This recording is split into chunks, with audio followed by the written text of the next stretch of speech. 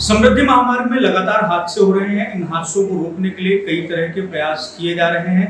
कई तरह के जो सुझाव सामने आ रहे हैं उनको लेकर समय समय पर जो है वो बदलाव भी किए जाने की प्रक्रिया शुरू है। लेकिन एक बहुत ही गंभीर स्टडी सामने आई है। VNIT जो इंजीनियरिंग कॉलेज है देश का प्रतिष्ठित, उसने एक रिपोर्ट दी है और उसमें उसने कहा है कि जो हादसे हैं इसके पीछे जो सम्मोहन है, हाईवे का सम्मोहन है, वो जिम्मेदार है। इस पर अधिक बातचीत करने के लिए हमारे साथ मेयो हॉस्पिटल के साइकोलॉजी विभाग के HOD और प्रोफेसर डॉक्टर अभिषेक सोमानी सर हमारे साथ हैं। सर ये बताएं कि ये जो स्टडी है ये कहती है कि हाईवे के सम्मोहन की वजह से दुर्घटनाएं हो रही हैं, ये किस तरीके से संभव है और ये सही है? देखिए क्या होता है कि जब आप कोई भी एक चीज़ में बहुत लंबे समय तक लगे हुए हैं तो आपका माइंड का फोकस बहुत नैरो हो जाता है। इसे ट्रांस स्टेट कहते हैं। तो जब आप कोई भी प्रकार की ट्रांस स्टेट में होते हैं तो आपका बाहर के वातावरण से संपर्क बहुत कम हो जाता है और आपका फोकस बहुत नैरो हो जाता है। ये अक्सर म्यूजिक कंसर्ट्स में भी देखने को आता है, जिसे अक्सर ट्रांस या रेव पार्टी कहा जाता है। तो जब आप हाईवे पर लंबे समय तक के चल रहे हैं तो ये जो नए हाईवेज बने हैं ये बिल्कुल फीचरलेस है। मतलब यहाँ पे कोई भी किस्म का बदलाव नहीं है, कोई मोड़ नहीं है, आप बिल्कुल एक ही दिशा में लगातार चलते जा रहे हैं और उसमें कहीं पे भी कोई भी ऐसा आपके माइंड को या आपके आंखों को डिस्ट्रैक्ट करने वाला यानी विचलित करने वाला कोई भी फीचर नहीं आता है। तो कुछ समय बाद आपका माइंड बहुत फोकस्ड हो जाता है, बहुत नैरो डाउन हो जाता है और इसको हाईवे हिप्नोसिस कहते हैं। तो जब अचानक से कोई भी किस्म का बदलाव आएगा कि समझिए सामने कोई जानवर आ गया या अचानक से सामने कोई गाड़ी खड़ी है या किसी वजह से अगर आपका हैंडल गाड़ी का स्टीयरिंग थोड़ा सा भी आड़ा टेढ़ा जाता है तो आप उतना फास्ट उस चीज़ को रिएक्ट नहीं कर पाते। और जब रिएक्ट नहीं कर पाते हैं और गाड़ी की स्पीड अत्यधिक ज़्यादा है, अक्सर हम सुनते हैं कि गाड़ी 120 140 ऐसे स्पीड में जाके कहीं ना कहीं टकरा गई और ये अक्सर जान लेने का कारण बन जाता है। ये इस प्रकार की स्पीड ये जानलेवा हो जाती है। तो हाईवे हिप्नोसिस ये बहुत कॉमन चीज़ है, कई लोगों ने खुद ने ये एक्सपीरियंस किया है। पर हम साधारण हाईवे पे जब चलते हैं तो आपको लगातार राइट लेफ्ट लेते रहना पड़ता है या दूसरी गाड़ियों पे ध्यान रखना पड़ता है, तो वहाँ पर इतना लंबे समय तक हाईवे हिप्नोसिस नहीं होता है। लेकिन समृद्धि महामार्ग जैसे रोडों पर ये बहुत संभव है। इसकी कोई आपने भी कभी जांच की हो, आप भी कभी समृद्धि महामार्ग में गए हैं? क्योंकि होता ही है कि जब इस तरीके की दुर्घटनाएं लगातार एक हाईवे पर हो रही है तो अलग अलग तरह के कारणों की चर्चा हो रही है, तकनीकी कारणों पर बहुत ज्यादा बात हो रही है, रोड इंजीनियरिंग पे या मानवीय गलतियों पर, ड्राइवर या जो गाड़ियां चला रहे हैं उनकी गलतियों पर। ये हाईवे हिप्नोसिस कितने प्रतिशत तक जिम्मेदार हो सकता है और ये रिएक्ट किस तरीके से करता है? जो अगर ड्राइविंग सीट पर बैठा है तो उसको रिएक्ट किस तरीके से होता है? देखिए सबसे बड़ी जो प्रॉब्लम है कि अगर आप ऐसे हाईवे पे चलाते हैं तो आपको स्पीड का अंदाज नहीं रहता है। नॉर्मली आप हर समय स्पीडोमीटर को देख के नहीं चलाते हैं गाड़ी, पर आपके आसपास में चीज़ें कितनी तेजी से पीछे जा रही है उससे अपने को एक अंदाज आता है। तो नॉर्मल हम सभी लोगों ने एक रूटीन किस्म के 2 लेन वाले हाईवे पे सीखा हुआ है। पर ये हाईवेज पे आपकी जब अचानक स्पीडों पे नज़र पड़ती है तो पता चलता है कि आप 100 120 140 की स्पीड पे पहुंच चुके हैं। पर बिकॉज ये रोड इतने चौड़े हैं तो आपको कोई फीचर्स चेंज होते हुए नज़र नहीं आते हैं।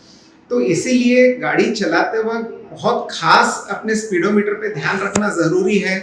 जितना आपको कॉन्फिडेंस है कि मैं 80 या 100 तक की स्पीड पे गाड़ी को मैं संभाल पाऊंगा, तो अक्सर आजकल गाड़ियों में क्रूज कंट्रोल आता है, तो वो इंसान ने यूज़ करना चाहिए कि ताकि आपकी गाड़ी की स्पीड बराबर एक ही नियंत्रण पे चलती रहे और उसमें आप इजीली रिएक्ट कर सकें।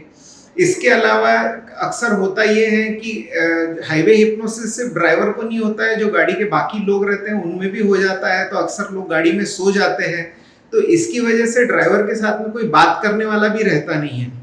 अब इसके अलावा ये हाईवेज पर अब ट्रैवलिंग टाइम बहुत कम हो गया है तो लोग ब्रेक नहीं लेते। बिकॉज आप एफर्टलेसली बिना कोई थकान के आप आराम से गाड़ी चला रहे हैं तो इंसान की कोशिश ये रहती है कि चलो मैं 6 घंटे के अंदर औरंगाबाद टच हो जाऊंगा। जैसे नागपुर से औरंगाबाद का पहले ट्रैवल टाइम ज़्यादा हुआ करता था, तो उस चक्कर में लोग अपनी लिमिट से कहीं ज़्यादा देर ड्राइविंग करते हैं। नहीं तो नॉर्मली 1.5 से 2 घंटे में अपन ने ब्रेक लेना चाहिए और थोड़ा सा हाथ पैर स्ट्रेच करना चाहिए, थोड़ा चाय कॉफ़ी पिए या थोड़ा सा अपना बॉडी को स्ट्रेच करें, या फिर अगर 2 ड्राइवर हैं गाड़ी में तो ड्राइवर अदला बदली हो जाए कि दूसरा पर्सन गाड़ी चलाए, चाय कॉफ़ी ले। तो इस प्रकार की सब चीज़ों को आप हाईवे पे अवॉइड करते हैं। अक्सर पहले जैसे अब ढाबे नहीं रहे कि जहाँ पे इंसान रुक के कहीं कुछ खाएगा पिएगा, तो ये सब वजह से लोगों की चलाने की स्पीड बढ़ गई है, और जितनी हायर स्पीड में आप चलाएंगे उतना आपका रिएक्शन टाइम कम हो जाता है। यूजुअली माइक्रो सेकेंड्स का रिएक्शन टाइम बचता है। तो अगर अचानक से आपको 1 किलोमीटर आगे भी अगर कोई ट्रक दिखता है और आपकी गाड़ी 120 की स्पीड में है, तो आपके पास में 0.5 सेकेंड है सिर्फ उस ट्रक तक पहुंचने में। तो इतनी देर में आप अपनी गाड़ी की स्पीड कम करके ब्रेक लगा पाएंगे क्या, ये सोचने लायक बात है। तो हाईवे हिप्नोसिस के में सबसे इम्पोर्टेंट ये है कि आपको अपनी स्पीड पे नियंत्रण होना बहुत जरूरी है। सर, क्या आपको लगता है कि जो हादसे हो रहे हैं समृद्धि महामारी में, चिंता की बात है, 1 जुलाई को ये बहुत भीषण हादसा हुआ, उसमें तो ये निकल के सामने आया कि ड्राइवर की गलती है, उसके शरीर में जो तय मात्रा है उससे बहुत ज्यादा अल्कोहल थी।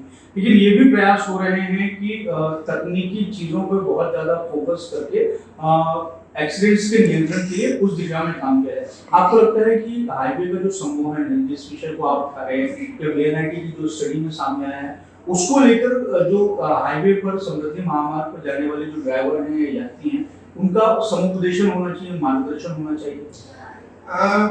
एक तो बहुत जरूरी है कि कुछ ना कुछ ऐसे फीचर ब्रेक्स बनने चाहिए कि जिससे इंसान का बार बार ध्यान आकर्षित हो कि रोड पर कुछ हो रहा है। तो चाहे वो बोर्ड्स हो, चाहे अलग अलग कलर के फ्लावर्स के पेड़ हो, या चाहे कुछ अलग किस्म की ये रहे कि जिससे इंसान उस समूहन के इसमें से बार बार बाहर आ सके।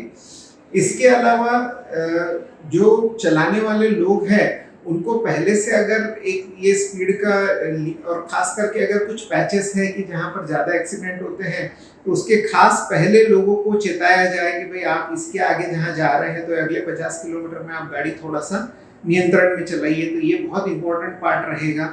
हालांकि ज़्यादातर लोग अवेयर हो चुके हैं कि ये एक्सीडेंट्स की बहुत बड़ी वजह होती जा रही है समृद्धि महामार्ग, लेकिन उसके बावजूद लोगों को ओवर कॉन्फिडेंस रहता है। उनको लगता है कि ये दूसरों के साथ होता है, मेरे साथ कभी नहीं होगा। और जब घटती है ये घटना तो उसके बाद में आपके पास में करने के लिए कुछ बचता ही नहीं।